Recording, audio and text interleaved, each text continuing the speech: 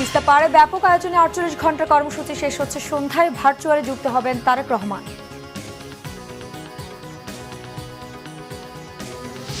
এই সপ্তাহে নতুন দলে যুক্ত হচ্ছে নাহিদ ইসলাম, ইঙ্গিত দিলেন নিজেই। ঘোষণা হচ্ছে নতুন ছাত্র সংগঠনও।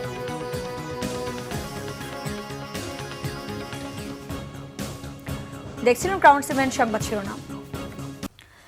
তিস্তার পানির ন্যায্য হিস্যা ও খননের প্রকল্প বাস্তবায়নের দাবিতে উত্তরের ৫ জেলায় ৪৮ ঘন্টার অবস্থার কর্মসূচির শেষ দিন আজ। চলছে নানা কর্মসূচি। লালমনিরহাটে তিস্তা পয়েন্টের সেতু থেকে রংপুরের কাউনিয়া পর্যন্ত গণপদযাত্রা অনুষ্ঠিত হবে। দুপুর ১২টায় তিস্তার পানিতে নেমে প্লেকার্ড প্রদর্শন ও সঙ্গীত পরিবেশন করা হবে। দিনভর কর্মসূচি শেষে সন্ধ্যায় সমাপনীতে বিএনপির ভারপ্রাপ্ত চেয়ারম্যান তারেক রহমান ভার্চুয়ালি যুক্ত হয়ে বক্তব্য দেবেন। সোমবার দুপুরে তিস্তা নদী রক্ষা আন্দোলন কমিটির ব্যানারে তিস্তা নদী পাড়ের ১১ জায়গায় একযোগে এই কর্মসূচি শুরু হয়। উদ্বোধন করেন বিএনপির মহাসচিব মির্জা ফখরুল ইসলাম আলমগীর। বলেন, ১৫ বছর আওয়ামী লীগ তাদের বন্ধু দেশের কাছ থেকে এক ফোঁটা পানিও আনতে পারেনি।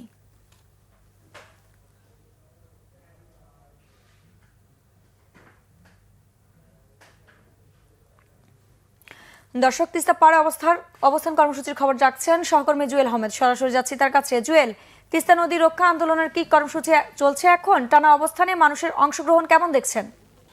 আইরিন, গতকাল সকাল থেকে যারা অবস্থান করছেন তারা এখানে রাত কেটেছেন, তিস্তা পাড়ে নির্ঘুম রাত কেটেছেন, এখানেই খেয়েছেন, এখানেই সবকিছু তাদের কাজ সেরেছেন এবং এখনো অবস্থান করছে। আমি যদি আমি এই মুহূর্তে রয়েছি রংপুরের কাউনিয়া পয়েন্টে এবং আমার পাশে দেখাতে চাই আইরিন, সেটি হচ্ছে লালমনিরহাটের তিস্তা পয়েন্ট, যেখানে গতকালকেই মির্জা ফখরুল ইসলাম আলমগীর আনুষ্ঠানিক উদ্বোধন করেছেন। আমরা একটু কথা বলতে চাই এখন আজকে যে প্রোগ্রামগুলো রয়েছে, যেহেতু নির্ঘুম রাত পার করেছেন, মানুষজন খাওয়া দাওয়া সারছেন এবং ১০টায় পদযাত্রা হওয়ার কথা, সেটি এখনো শুরু হয়নি, কিছুক্ষণের মধ্যেই শুরু হবে। আমরা একটু কথা বলতে চাই এই আন্দোলনের সহ সমন্বয়ক কামরুল এমদাদুল হক ভরসা, তার কাছে একটু জানতে চাই আসলে আজকে তো বড় আয়োজন করছেন, এর পর আসলে দাবি যদি আদায় না হয় তাহলে আন্দোলন কোন পর্যায়ে নিয়ে যাবেন? আপনারা জানেন যে আমরা ৪৮ ঘন্টা আন্দোলন, কালকে সারাদিন আমরা আন্দোলন করেছি, রাত অবধি মধ্যরাত পর্যন্ত আমাদের আন্দোলনের ব্যাপক কর্মসূচি ছিল। আজকে আমাদের অ্যাক্টিং চেয়ারম্যান জনাব তারেক রহমান বিকাল ৫টায় উনি আমাদের সাধারণ জনগণের সঙ্গে উনি বক্তৃতা করবে। ওনার বক্তৃতার পরে এই অন্তর্বর্তীকালীন সরকারের কাছে তিস্তা মহাপ্রকল্প বাস্তবায়নের দাবিতে আমরা আমাদের চেয়ারম্যান তারেক রহমানের নির্দেশে পরবর্তী আন্দোলন আমরা নতুন করে শুরু করব, যতক্ষণ না পর্যন্ত আমাদের দাবি দাওয়া মেনে না নেওয়া হবে। ধন্যবাদ।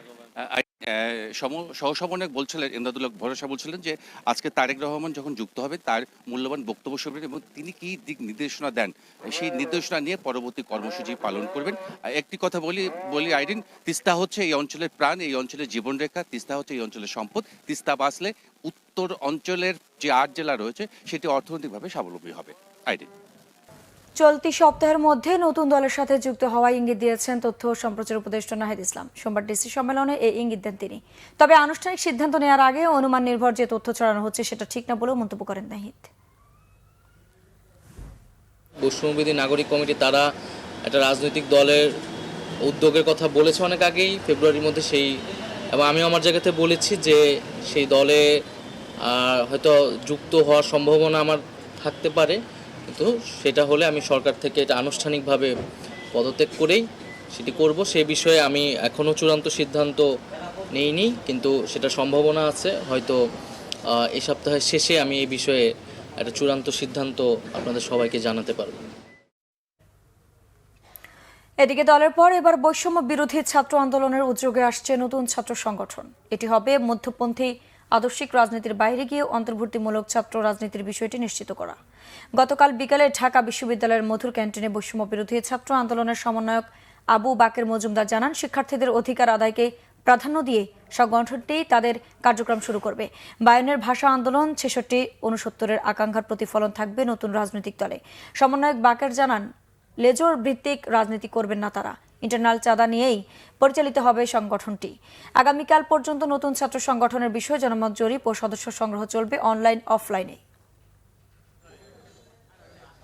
বাংলাদেশের সংগ্রাম ও স্বাধীনতার ইতিহাসকে স্বীকার করে এবং ৪৭, ৫২, ৬২, ৬৬, ৬৮, ৬৯, ৭১, ৯০ এবং ২৪-এর সকল গণ আন্দোলন এবং ছাত্র জনতার সংগ্রামী চেতনা থেকে ভিত্তি করে ছাত্র রাজনীতি আমরা সক্রিয় করব। একটি জনমত জরিপ চলছে, জনমত জরিপের ভিত্তিতে আমাদের অগ্রগতি সাপেক্ষে আমরা এই সিদ্ধান্তটি নিব।